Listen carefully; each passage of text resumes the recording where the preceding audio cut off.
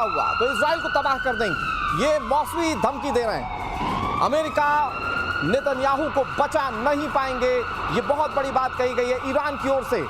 यानी कि cease fire भले ही हो चुका हो, इसको कई दिन हो चुके हों, लेकिन अभी की स्थिति है कि तनाव जारी है और तनाव इस कदर जारी है कि धमकी देने का सिलसिला जारी है। आपको याद होगा इजराइल ने कैसे कहा था कि हम नहीं छोड़ेंगे किसी को अगर ईरान के अंदर कोई भी न्यूक्लियर की तरफ आगे कदम बढ़ाता है। और अब ईरान की ओर से क्लियर किया जा चुका है कि अब अगर हिमाकत की इजराइल ने तो अमेरिका भी बचा नहीं पाएगा नेतन्याहू को। इस मुद्दे पर बातचीत करने के लिए कई सारे मेहमान हमारे साथ जुड़ गए। मैं तारुफ आपसे करा देता हूं, कर्नल शैलेंद्र सिंह हमारे साथ जुड़ गए बतौर डिफेंस एक्सपर्ट और हमारे साथ वॉरशिप कैप्टन श्याम कुमार जुड़ गए बतौर डिफेंस स्ट्रेटेजिक एक्सपर्ट। आप दोनों का स्वागत। शुरुआत श्याम सर मैं आप ही के साथ करता हूं। ये तनाव सीज फायर भले हो चुका हो, लेकिन अभी तनाव खत्म होता हुआ दोनों देशों के बीच नहीं दिख रहा है। ईरान कह रहा है कि अगर इस बार हिमाकत की इजराइल ने तो अमेरिका बचा नहीं पाएगा, ट्रंप बचा नहीं पाएंगे। क्या मायने निकाले जाएं सर इसके? धन्यवाद अनुराग, जय हिंद, सनवर्ण। देखिए, मंशा पूरी हुई नहीं है। जब तक मंशा पूरी नहीं होगी इजराइल की, उसका कहना है रिजीम चेंज करो, ये रेडिकलाइजेशन की सरकार है, ये नहीं चलेगी। तो मिसाइल्स के साथ काफ़ी घमासान लड़ाई की ईरान ने। इनरिचमेंट प्रोग्राम जो है उनका जो मकसद था वो भी शायद अभी ये कंट्रोवर्सी है कि क्या हुआ नहीं हुआ।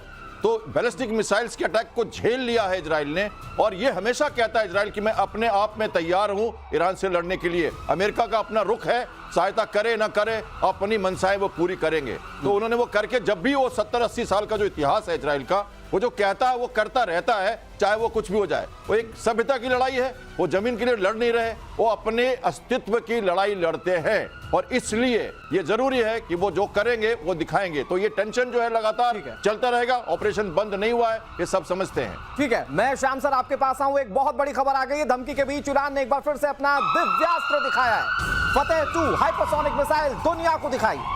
40 सेकंड्स में इजराइल तक पहुंचने का दावा किया जा रहा है। ये फतेह 2 हाइपरसोनिक मिसाइल है, इसकी रेंज अच्छी खासी है। इससे समझिए कि 40 सेकंड में तकरीबन 1200 किलोमीटर की दूरी ये मिसाइल तय कर लेगी। फतेह 2 हाइपरसोनिक मिसाइल को दुनिया के सामने ईरान ने रखने की कोशिश की और ये सीधा थ्रेट सर इजराइल को देने की कोशिश की है। श्याम सर जय हिंद, नमस्कार। देखिए, सबसे बड़ी बात है ईरान ने अगर फतेह 2 बना ली, चलिए मान लेते हैं मैक 5 की उसकी स्पीड ले लीजिए, तो वर्कआउट होता है तकरीबन 6000 किलोमीटर पर आवर की स्पीड। उस पॉइंट ऑफ व्यू से 40 सेकंड में इजराइल ज़रूर पहुंच जाएगी। बट क्या आपको लगता है कि इजराइल अपने आप में उसका अकेला नंबर है या यूएस भी नंबर है या नहीं है? क्योंकि इनकी जो एम था वो था यूएस के लिए। As far as Israel is concern, मैं वैसे आपको बता रहा हूँ बड़ी जिम्मेदारी के साथ, अगर आप एयर डिफेंस सिस्टम्स किसी के भी इवैल्यूएट कर दीजिए, इनकी क्षमताएं जो है वो 15 सेकंड से लेकर 20 सेकंड के बीच की हैं, जिसके ऊपर वो इंटरसेप्ट कर पाता है। तो ऐसा नहीं है कि इम्पॉसिबल होगा। यस, डैमेज होगा, डैमेज अभी भी हो रहा है, बट आई डोंट थिंक कि इजराइल बहुत ज़्यादा कंसर्न है सिर्फ डैमेज का।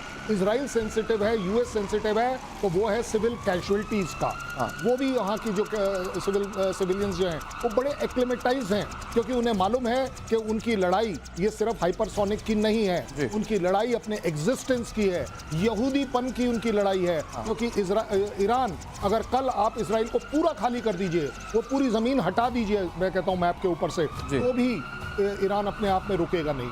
उसकी लड़ाई उनके एग्जिस्टेंस के ऊपर है कि ये एग्जिस्ट नहीं करने चाहिए, लेकिन से इतनी नफरत है। चलें सर, आपने ये बहुत अच्छे से एक्सप्लेन किया, लेकिन श्याम सर जो मैं चेंज देख रहा हूं ईरान के स्टेटमेंट्स में, अब इजराइल को सेकंड पोजीशन पर रखते हुए अमेरिका को सीधे टारगेट करने की कोशिश है। क्योंकि अभी इससे पहले वाला जो स्टेटमेंट हमने अपने दर्शकों को बताया कि ईरान ये कह रहा है कि अमेरिका भी बचा नहीं पाए, मतलब ये ललकार सीधे अमेरिका के लिए भी है ईरान की ओर से। ये ललकार देखिए सिर्फ हवा में है, हवाई किले बना सकता है ईरान। ईरान को पता है अपनी जो कैपेबिलिटी है, अपनी जो लिमिटेशंस है, वो उसे पता है। उसने इजराइल की मार झेली है और उसने पूरी तरह से कोशिश की कि ये स्प्रेड हो। कभी वो हार्मुज की तरफ अपना रुख कर रहा था, कभी वो होती को भी समझा रहा था। ये सारे स्प्रेड करने का, फ्लेम पॉइंट बढ़ाने का तरीका उसका था, लेकिन ये उसने कंटेन करके रखा। उसके पता है कि वो अरबियन कंट्रीज उसको हेल्प नहीं करेंगे, इजराइल उसको मारता रहेगा। जहां तक बात है, आपको जब कतार में आप अटैक करते हो एयरबेस पे, और उसमें भी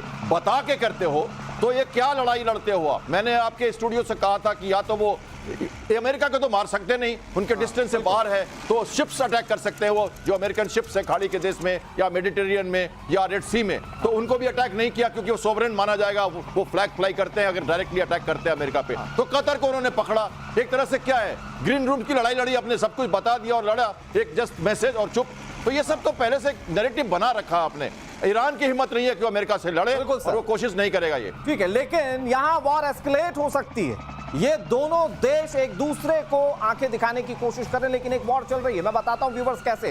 ईरान और इजराइल के बीच वॉर का एक नया राउंड शुरू हो चुका है। दोनों देशों के बीच साइबर युद्ध बहुत तेज हो गया है। सीज फायर के बाद इजराइल पर 450 साइबर अटैक, इजराइल ने ईरान पर 10 बार साइबर अटैक किया है। और ये साइबर अटैक कैसे दोनों देशों को घात पहुंचाएगा, ये न्यू एरा ऑफ वॉर है शैलेंद्र सर। और इसमें cyber attack is one of the huge and major role into the war. नहीं, इसमें कोई शक नहीं है, ना केवल इजराइल और ईरान के बीच में है, आप देखेंगे दुनिया में हर जगह है। ये जो इनडायरेक्ट वॉरफेयर जो है, ये अपने आप में बहुत बड़ी चीज है। जहां तक आपने जो अगर 10 सेकंड दे तो आपने बोला ना कि उसने बोला है कि इजराइल को यूएस भी नहीं बचा पाया। ये प्रोपोगंडा और काउंटर प्रोपोगंडा दोनों कंट्रीज से चलते रहेंगे। मुझे आप एक बात बताइए, दोनों कंट्रीज के बीच में ऐसा कौन सा वॉर है जो कभी से चलता नहीं आया है, चलता दिख नहीं रहा है और चलता नहीं कभी अमेरिका दिल पे ले सकता है ये बात? नहीं, क्यों नहीं लेगा, क्यों? अरे देखिए, वैसे मैं नॉट दैट कि मेरी कोई यूएस के साथ एनिमिटी है। यूएस एक वो बेशरम देश है जो हर काम कर सकता है, कोई उसके बारे में कुछ भी बोलता रहे, वो करता अपना ही है अपने आप में। ज्यादा बड़ी बात है कि इजराइल इस चीज को टॉलरेट नहीं करता। अगर दोनों कंट्रीज में आप कंपेयर करें तो इजराइल बहुत सेंसिटिव है कि वो इंस्टेंट उसी समय पर अटैक करता है। और ये जो इंफॉर्मेशन वॉरफेयर, साइबर वॉरफेयर ये जो चल रही है, इसमें इकोनॉमिक घाटा दूसरी कंट्री को ज्यादा दिया जाता है। आपके अपने घाटे कम होते हैं एक तरह से कि आपके man power related, aircraft related आपके कोई लॉसेस नहीं है। तो इसलिए आप साइबर वॉरफेयर में ज्यादा डिपेंड करते हैं। बिल्कुल, लेकिन शाम सर इसको थोड़ा सा और एलोबरेट आप कीजिए, क्योंकि जब ये वॉर चल रही थी, वो 12 दिन के वॉर में भी इजराइल की कोशिश थी कि वो साइबर अटैक करे ईरान पर, और टेक्नोलॉजी के मामले में इजराइल बहुत सशक्त है। क्या उस स्तर पर वॉर इजराइल ने जारी रखी? भाई भले सीज फायर हो गया हो फिजिकल तौर पर, वहां हो सकता है कि इजराइल की वॉर जारी। लड़ाई 70 साल से कर रहा है वो, और खासकर ईरान के बारे तो बहुत अच्छा मित्र था। 40s जब 50s में 48 में जब आया था भिखारी बन के, जब भिक्षा मांगने ये इजराइल उस धरती पर, तो सबसे पहले डिप्लोमेटिक तो इन्होंने साथ दिया था। गुप्त मित्र रहे बहुत दिनों तक, फिर अभी शत्रु हैं। और लगातार मोसाद आपके सेंट्रीफ्यूज में बग डाल के पहले ही वेपन एनरिचमेंट प्रोग्राम को परेशान कर चुका है इजराइल, और साइबर अटैक कई बार कर चुका है। उनके साइंटिस्ट को मारना या गुप्त रूप से उनके अंदर की सारी जो सेनापति है उनको मारना और साइबर अटैक करना, प्रिएम्प्टिव स्ट्राइक्स हैं ये। इसके बिना एक्चुअल जो फिजिकल वॉर है वो सफल नहीं होता। तो अंदर मनोबल तोड़ने के लिए, फैसिलिटीज को ध्वस्त करने के लिए, इंफ्रास्ट्रक्चर की अंदर की जो रीढ़ की हड्डी है उसको तोड़ने के लिए साइबर अटैक की जरूरत पड़ती है, और जो कोल्ड वॉर में ज्यादा चलता है। इंटरेस्टिंग बात यह है कि 450 साइबर अटैक किए गए ईरान की ओर से। हम इजराइल के सशक्त होने की बात करते हैं, साइबर अटैक ज्यादा किए गए हैं ईरान की ओर से। इस पर बात करें, बहुत बड़ी खबर आ गई है, बहुत तेजी से एटम बम बनाएगा ईरान। यूरोपीय संघ ने, अधिकारियों ने इस बात की आशंका जताई है, बहुत गुप्त तरीके से, सीक्रेसी के साथ रूस से एटम बम बना सकता है। मैं व्यूवर्स आपको ये बिल्कुल क्लियर कर दूं कि रशिया ने जंग के दौरान भी ये कहा था कि हम